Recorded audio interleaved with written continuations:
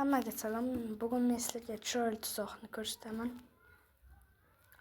O'qlar oliftalik qilib D4 yuradi. Biz esa otimizni F6 ga yuramiz va u markazni egallamoqchi bo'lib peshkasini C5 ga yuradi. Biz esa unday o'ynashga qo'ymasdan piyodamizni tekin berib yuboramiz va u uradi. Biz esa piyodasiga hujum qilamiz. U esa ot bilan piyodasini himoyalaydi. Keyin biz yana piyodamizni D6 ga yurib berib yuboramiz. U esa yutadi. Biz esa filimiz bilan F6 ga yurib yutamiz.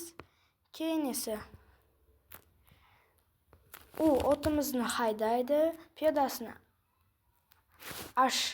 H3 ga yurib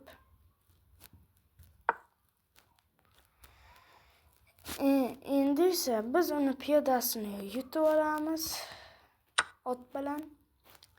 Endi esa u tuzog'imizga tushdi desa ham bo'ladi.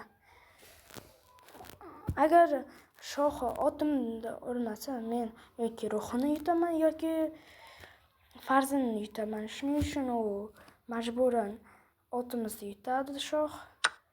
Endi esa men unga tekin berib yuboraman.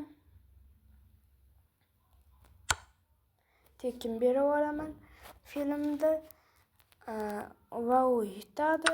Yutmagan taqdirda ham men farzini yutaman. Shuning uchun men uni farzini yutaman. Keyin esa u tuzog'imizga tushadi. Hammaga xayr. Tuzoq shundan iborat edi, video shundan iborat edi. Obuna bo'lishni esdan chiqarmang, like bosing va do'stlaringizga jo'natib qo'ying. Komment yozishdan esdan chiqarmang. Xayr.